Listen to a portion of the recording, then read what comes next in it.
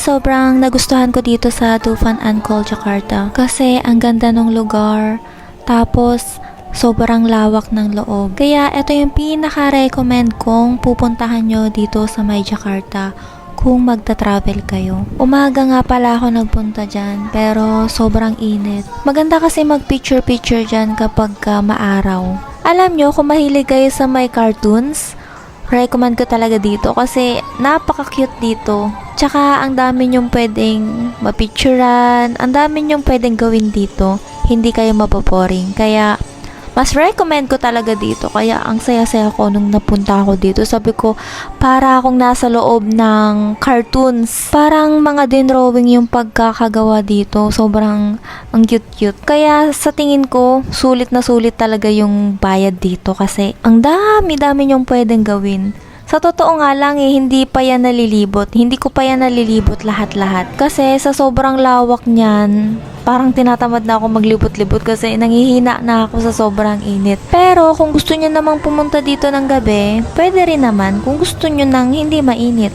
Dito nga pala guys, ang dami nyong pwedeng sakyan na mga rides. Pero sa totoo lang, yung mga bet kong mga sakyan, yung mga nakakalula, yung mga matataas.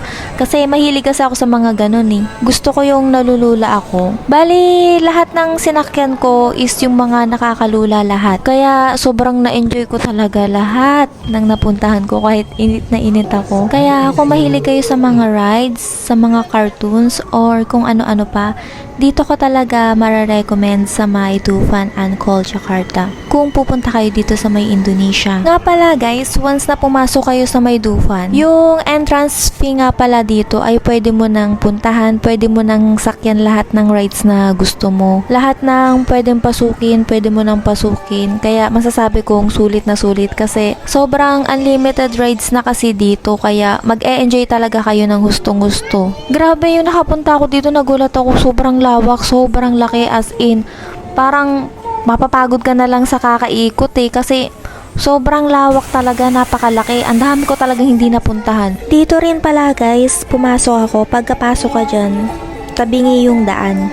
Pumunta nga rin pala ako sa Grand Waterfront. Walang masyadong tao dito kasi siguro mainit. Siguro tuwing gabi lang sila pumupunta dito kasi nga napakainit. Tingnan nyo naman, walang katao-tao. Pero masasabi kong napakaganda ng lugar na to.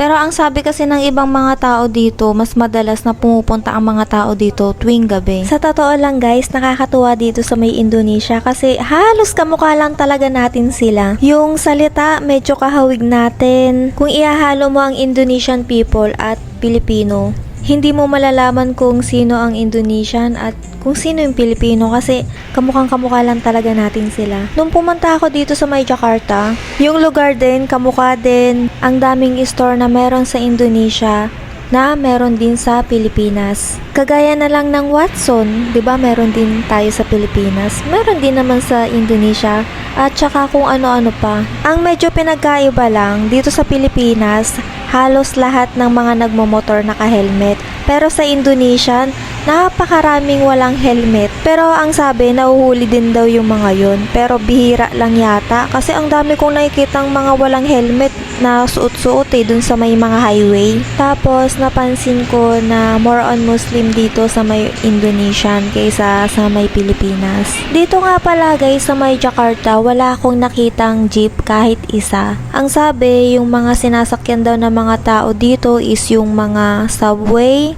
at saka yung mga bus. Nagtanong ako kung paano sila pumupunta ng bus station. Ang sabi, nagbubuk lang daw sila ng motor. Kung sa atin, meron tayong Joyride, Move It, or Angkas. Sa Indonesia naman ay meron din naman silang ganun. Pero hindi ko alam kung anong application yun. Napansin ko rin pala sa may Jakarta, Indonesia na lahat doon puro nakakotse tsaka nakamotor. Wala talaga akong nakikitang jeep. Puro bus talaga yung mga nakikita ko. Ewan ko lang sa mga ibang city ah. Pero sa may Jakarta kasi puro motor yung nakikita ko tsaka puro kotse yung mga nakikita ko. Tapos, natutuwa ako kasi parang nasa Pilipinas lang talaga ako. Kasi may mga nakikita din akong mga sari-sari store. Talagang pareha sa Pilipinas. Yung mga may sari-sari store. Tapos may mga tambay din sa labas. Tapos may mga chismosa din sa labas, nakakatuwa. Tapos yung weather nila parehas na parehas din sa atin. Pero alam nyo ba, ang Jakarta ay yung pinaka-main nila dun sa Indonesia. Sobrang na-amaze ako dun sa may airport ng Jakarta. Sobrang ganda as in. Mapapasabi ka na lang na, wow, ang ganda dito, ganun. Sobrang ganda. Hindi ko na kasi siya na-videohan kasi natamad na ako mag-video. Tapos lowban na rin ako. Alam nyo ba na magkamag-anak yung Pilipinas tsaka Indonesian? Pero hindi siya literal na pamilya ha, kundi sa kasaysayan, kultura, at tsaka yung pinagmulan. Kasi alam nyo ba, parehong galing ang mga Pilipino at ang Indonesian sa mga sinaunang tao na tinatawag na Austronesian people. Hindi sila literal na magkamag-anak, pero parang magpinsan yung Pilipinas tsaka yung Indonesia.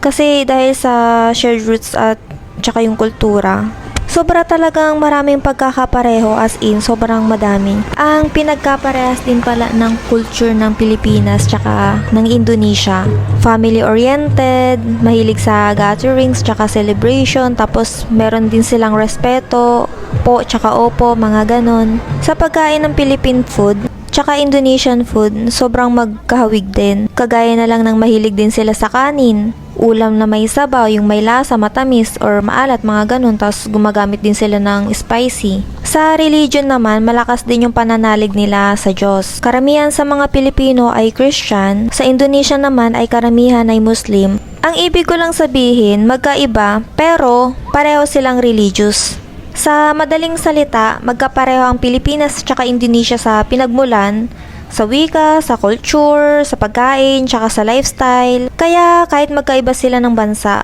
parang magkamag-anak pa rin talaga. Pero napansin ko lang na ang mga Indonesian people, hindi sila marunong magsalita ng English. Ewan ko lang ha, pero karamihan kasi ng mga nakausap ko, hindi sila marunong mag-English. Hindi kagaya sa mga Pilipino, pati yung mga vendors, marunong sila magsalita ng English, kahit yung mga basic English language lang.